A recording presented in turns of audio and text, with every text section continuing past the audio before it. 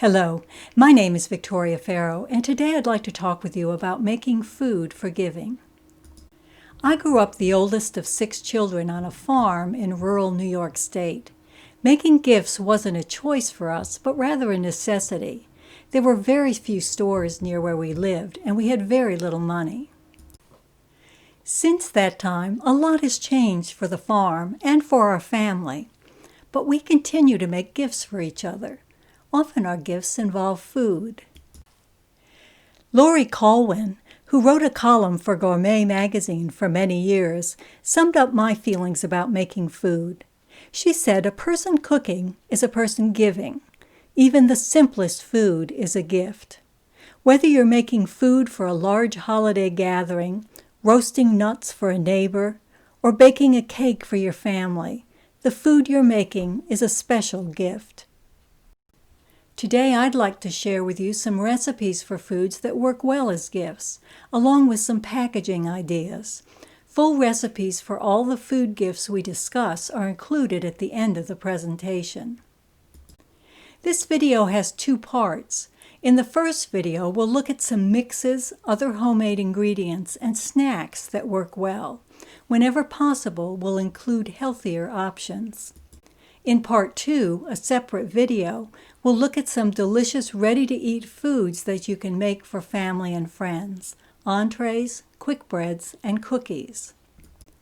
Let's start our look at mixes with a simple beverage mix. Hot chocolate mix is an appreciated gift on its own and also lends itself to being given with a small gift like a handcrafted mug.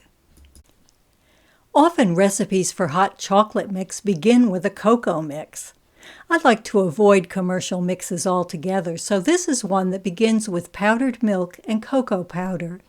Espresso powder, which is optional, gives it a deeper chocolate flavor.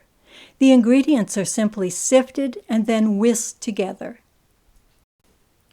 Containers can be an important part of a food gift. There are many options these days. Stores have aisles with various sized containers. But make sure you know how much mix you want to give each person before you go container shopping. And sometimes you can recycle a bottle you already have using an adhesive remover to remove the label. I used a small canning jar for my hot chocolate mix and printed labels on my home computer printer. I don't have a color printer, so I used colored paper. You can print the label and use your lid as a template for cutting the circle. I always attach a tag with the ingredients, how the mix should be stored, and instructions for its use. Another handy gift is olive oil dip mix. It keeps well and is something very popular with people right now. Normally I use fresh garlic whenever I'm cooking, but for this mix I use dried minced garlic, as you don't want moisture in the jar. That would make it require refrigeration. I like to use a mortar and pestle to break the rosemary up a bit so it's not in large pieces. Then everything is mixed together. To center the label in the jar lid, I first trace around the outer ring so I can see how the type is fitting in the circle. Then I put the smaller inner ring in the center of the drawn circle and trace around it. That will become my cutting line. Recipes provided for gifts we discuss also include instructions for using them. In this case, because we've used dried minced garlic, the dip mixture has to be microwaved briefly with a little water to rehydrate the garlic. Combined with olive oil, this makes a flavorful dip for bread and also works well for making a grilled or broiled garlic bread. It could even be used as an Italian seasoning with salads. Cincinnati-style chili seasoning is a gift many would enjoy. You may already have many or all of the ingredients in your pantry. Again, we're using dried minced onion and garlic, so the mix is shelf-stable. It's always helpful to give a gift that doesn't need to be immediately used, especially during the holidays. The ingredients are just mixed and jarred. The recipe for using the seasoning cooks the chili in the style of Cincinnati chili. The meat's not fried, but rather put in a pan with water and the seasoning mix and simmered. The recipe also calls for some additional fresh onion. Beans and tomatoes are added and it's simmered further. It can be served with chopped raw onions or cheese. It makes a nice pantry meal that only requires a few additional ingredients. It's important to always think before making someone a mix whether a mix is a good idea. Dietary restrictions and batch size should be considered. I also like to create mixes that don't require many additional ingredients or special equipment, and shelf life is always important. I created a mix from a favorite chocolate cake recipe for this presentation and discovered that the process is not quite as easy as one might think. This mix includes everything needed but water, salad oil, vinegar, and vanilla. It also doesn't require an electric or hand mixer. A critical part of making a recipe into a mix for giving involves sizing the recipe so the mixture fits in a jar, and ideally fills the jar as completely as possible. I found I had to make a half recipe, which would fit in a quart canning jar, but I was left with space at the top. I mixed in chocolate chips, making it a double chocolate cake, but I was surprised to see the chips became invisible and didn't fill the jar. Then I put the mix in and added the chips on top of the mix. This way they took up more space because the fine mixture wasn't filling in the spaces between chips. I enclosed in plastic wrap a little powdered sugar for sprinkling over the cake, and that filled out the jar nicely. In addition to creating a mix that filled the jar, I also wanted to make the jarred mix attractive. That involved really thinking about which ingredients should be combined and which should be added separately, and in what order. On the right, you can see that by adding the flour, baking soda, and salt first, covering it with the dark mixture of cocoa and instant coffee, and then adding the sugar on top, I could create 3 contrasting layers. The chips then added a 4th layer, and the confectioner's sugar packet finished the jar. In creating these samples, I also discovered that neat layers are challenging at best. A wide-mouth funnel used for canning is a great tool. Careful as you are, though, there is constant tidying up as you build the layers. One thing to keep in mind with jarred mixes is that it doesn't take much to disrupt the layers if everything isn't packed very tightly in the jar. This double chocolate cake mix is very easy to make, with only a whisk required, and it bakes in a simple 9-inch square pan. It's a nice mix to give because it involves no icing. A sprinkling of the enclosed powdered sugar is all that it needs. It's a very moist cake and it keeps really well. These tips for converting a favorite recipe to a mix are included with the recipes at the end of the video. Cookie mixes can be appreciated gifts too. This mix is for a healthier than usual oatmeal cookie. My husband calls them power cookies because to him they're more of a health bar than a cookie. As you can see from the layers in the mixed jar, there's actually less sugar and flour than oatmeal, raisins, and pecans, and it all makes a very attractive gift.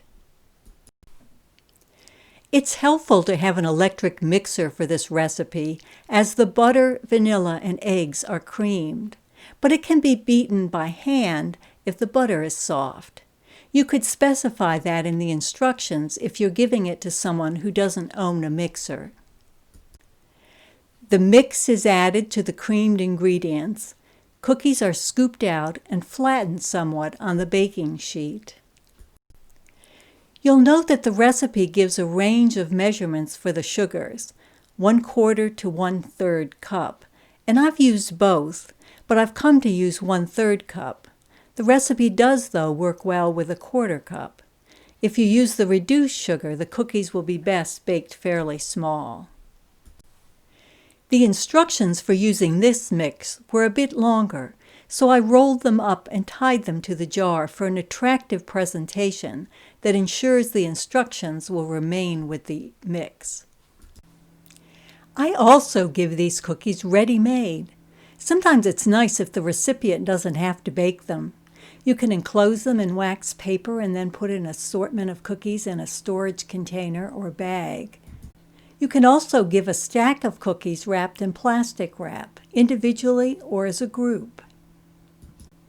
There are all kinds of packaging supplies available these days. I like to recycle containers whenever I can, too. The clear plastic clamshells for fruit work really well. A little Goo Gone takes care of any of the labels. In fact, I always look first at what I have on hand for packaging and decorating gifts of food. If you sew or are involved with any number of crafts, you may have some great supplies already on hand. Cupcake papers make great spacers in boxes of food items. Be creative. Not only do I like recycling containers, but I also like using ingredients I might otherwise discard. Orange rinds make a refreshing treat when candied. Navel oranges with thick skins work best. It's important to wash them very well first. I score the peel in 4 segments, use a tablespoon to loosen and remove the peel, and cut the peel into strips. Note that we're not removing the white layer or pith from the peels. The strips are covered with water and stored overnight in the refrigerator. The beauty of this is that we don't need the flesh of the orange, so it can go in your fruit salad. The next day, the peel is drained, cooked in fresh water, and drained. This removes some of the bitterness. I like some of the bitterness remaining as a contrast to the sweet, but you can repeat these steps once or twice more if you want all of the bitterness removed. You next heat sugar and water to make a simple syrup, and then cook the peels in the syrup until they're soft. The peels are allowed to dry on baking racks, and when they're only a little bit sticky, you roll them in granulated sugar and let them dry completely. Be sure to let them dry long enough before rolling them in sugar. Sometimes it may take overnight.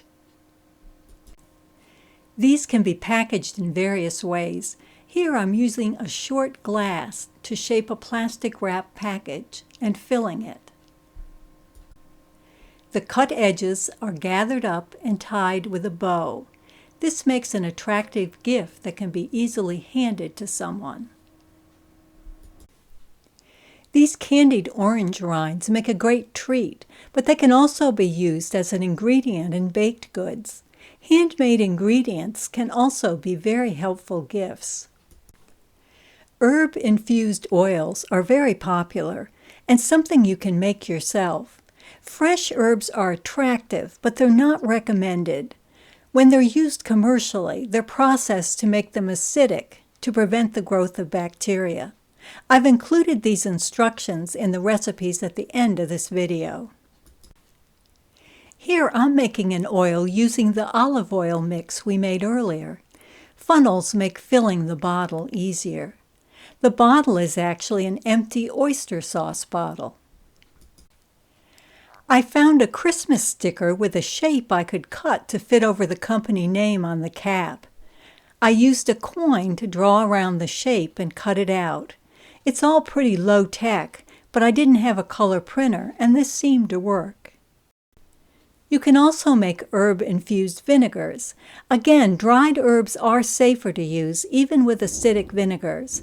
These instructions are also included with the recipes at the end. Hot spiced olives are a tasty holiday gift. They can be used in cooking or as an hors d'oeuvre, and they keep very well refrigerated. And nicest of all, they're easy to make. I like to make them with an assortment of different pitted olives.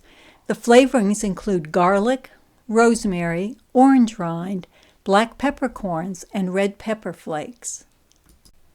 Olives are added to a quart jar in layers with the flavorings in between, and the jar is then filled with olive oil to cover the olives. Refrigerate the olives, adding oil as needed to keep olives covered to ensure no bacteria grows. As the olive oil solidifies, the olives will be held in place so you can top the jar with oil knowing the olives won't float up. Food safety is always important, but especially so when you're giving gifts of food. It's important to sanitize surfaces regularly and to refrigerate any ingredients or dishes that could potentially spoil. I bring the olives to room temperature for dividing into smaller jars for giving or for using. A wide-mouthed funnel works well for moving olives to smaller jars. These can be given on their own or presented with a crusty loaf of bread or as part of an antipasto assortment. Here I've attached a few sprigs of rosemary to the jar along with the label. Fruit and nut granola is a gift appreciated by a wide range of ages and types of people. I first made granola during my research for this presentation, and now I make it weekly for my husband. It's easy to make, stores very well, and is a great breakfast treat on its own or sprinkled over yogurt and fruit. Old-fashioned oatmeal, the nuts and seeds of your choice, cinnamon, and a tiny bit of salt are combined in a large bowl. The wet ingredients, canola oil, honey, and vanilla, are combined in a smaller bowl. The wet ingredients are added to the dry, mixed, and then spread on a parchment-lined baking sheet. If you want clumps, you can pack the mixture down. Bake about 21 to 25 minutes. Let it cool in the pan, and then store in jars. Here's a quart jar with a label created on my home computer. Instead of using the usual skirt of fabric over the top of the jar, I wanted something a little more contemporary looking, so I developed a way to just have fabric across the top of the jar and selected a bold modern fabric. To make this covering, I set a lid on the wrong side of fabric, traced around the lid, and then trimmed the fabric to fit. I keep the lid in place while tracing by using a glue stick. Put the covered lid on top of the jar and screw on the band. This makes a very tailored finish to a jar. I make the granola for us with sliced almonds, sunflower seeds, and sometimes pecans. We skip the dried fruit as my husband eats it with fresh fruit. The recipe is very flexible.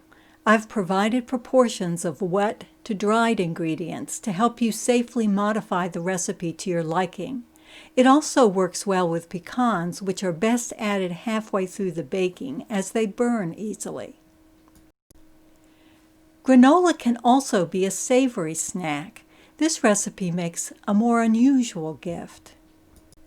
The recipe includes oats, chia seeds, sunflower seeds, sesame seeds, dark brown sugar, smoked paprika, garlic and onion powders, salt, and cayenne. These ingredients are mixed together in a large bowl. Oil and vinegar are mixed together and then added to the dry mixture. Sun-dried tomatoes are used in place of the usual dried fruit. They aren't added until the end.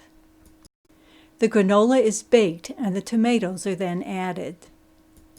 This zesty granola works well as a snack, and we enjoy it sprinkled over salads and over bagels with cream cheese. For clumps of granola, you can add a beaten egg white with the wet ingredients. Including the chia seeds also adds to clumping, as they become sticky as they absorb liquid. Cinnamon roasted almonds are a twist on the usual nut snacks people make, as there's no oil, salt, or sugar involved in making them. We really enjoy them. Almonds are just roasted, coated in cinnamon, as you'll see in the recipe. You can use a wide-mouthed funnel or even just a piece of stiff paper to funnel them into a cellophane bag for presentation. We share nippy cheese wafers with friends all year long. This recipe can be made in a food processor. I usually grate or shred the sharp cheddar first, and then process it with butter, flour, salt, and cayenne. The secret ingredient that gives them their crunch is Rice Krispies, which are stirred in by hand at the end. Chopped pecans could be used in place of the cereal. The dough is rolled into a log and refrigerated. To keep the roll from flattening, you can insert it in the tube from paper towels. I've also been known to use whatever's handy. Sometimes I've used the indentation in an egg carton. The log is then sliced and the pieces baked on a parchment-lined pan. I like to keep these small, so they're just a bite or two. When they're done, the bottom should be slightly browned. When I've removed them from the pan, I paint additional cayenne over the tops with a pastry brush. We like the added heat. Selecting the packaging is important with any baked goods. You want packaging that will keep them in good shape and look full with the number of cheese wafers you want to present. Here I tried to use a fancy bag with a silver band along the bottom, but I decided the band didn't add anything, and it actually made it look like fewer wafers, so I opted for a plain bag. A lot of times when I'm delivering a gift, I simply use some plastic plates and napkins to make an attractive presentation. 2 cocktail napkins under the wafers adds color, and the presentation plate can be covered with plastic wrap and presented. This arrangement also gives you a little more flexibility in how many of the wafers you include, as you can space them out however you want. Snacks for people are fun to give, but if you really want to make a pet owner happy, try making a pet treat for giving. Peanut butter and pumpkin puppy treats are fun to make and healthy for any canine. The recipe includes just peanut butter, pumpkin puree, whole wheat flour, and eggs.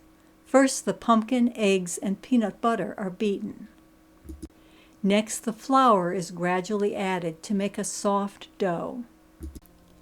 Roll the dough out and then cut shapes. It's fun to use a bone or other appropriate cookie shape. Novelty cutters are available in stores and also online. The cutouts can be lifted with a spatula, and the edges can be neatened up by hand before baking. The scraps can be re-rolled and more shapes cut. Put the biscuits on a parchment-lined baking sheet. If you want to, you can use a toothpick to make patterns or to write a word or name. Our neighbor's dog's name is Bevan, so I use dots to form that name on one. An icing tip can be used to make a pattern, too. There are a multitude of ways you can add detail to the raw biscuit.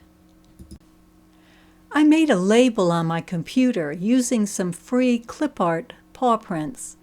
It's important to list ingredients on pet food labels, too, as some pets have allergies. I use a rotary cutter and mat to neatly trim the labels. Matching the biscuits and container is important. You might have to modify the shape to fit. Remember, you can fill in empty space at the top of a canning jar by using a colorful tissue paper. For these, a clear clamshell blueberry container worked nicely, and they also worked in a clear bag. If you give a gift in a clear bag and don't want to close it with a twist tie, you can make a header and staple it on. At left, I'm folding over a heavyweight tag using a bone folder, a tool that's used in bookbinding. It makes a sharp fold without damaging the paper. This header is just stapled to the top of the bag. Here's what the finished gifts would look like. I can't give a recipe for dogs without giving one for cats, so a recipe for these grain-free cat treats follows.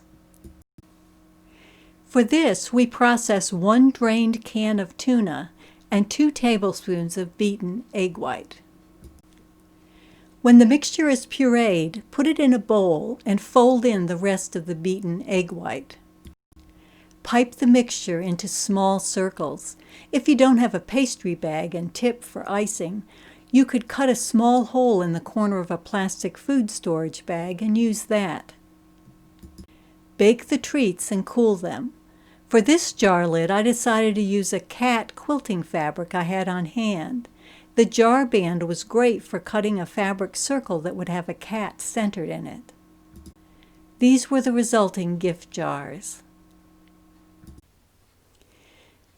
This concludes the first part of this presentation. In the second part, which is a separate video, we'll look at gifts of ready-to-eat entrees, cookies, and quick breads. We'll talk about how to make them and different ways of packaging them. Again, full recipes will be given. I hope you found some helpful ideas for making gifts of mixes, special ingredients, and snacks for humans and pets, following our full recipes for all of the foods we discussed in Part 1. Remember that you can pause the video at any point to photograph a recipe or copy it down. Here are the recipes for hot chocolate mix and olive oil dip mix, for chili seasoning mix, as well as some information on how to safely make herb-infused vinegars and oils. A recipe for double chocolate cake mix, along with instructions for using the mix. This is the recipe for power cookie mix, along with instructions for using it. Candied orange rind and hot spiced olive recipes are on this page. Here's the recipe for fruit and nut granola, along with an inset box that talks about the general proportions for granola so that you can safely modify the recipe. Nippy cheese wafers and grain-free cat treat recipes are on this page. This recipe will enable you to make peanut butter and pumpkin dog treats. And here's the recipe for cinnamon toasted almonds, along with some information about adapting a recipe for a mix. Thank you for watching Part 1 of Making Food for Holiday Giving. Be sure to also watch the second video, Part 2, featuring entrees, cookies, and quick breads that make perfect gifts. If you've enjoyed the video, click the subscribe button so you'll be notified whenever a new video is posted. Thank you.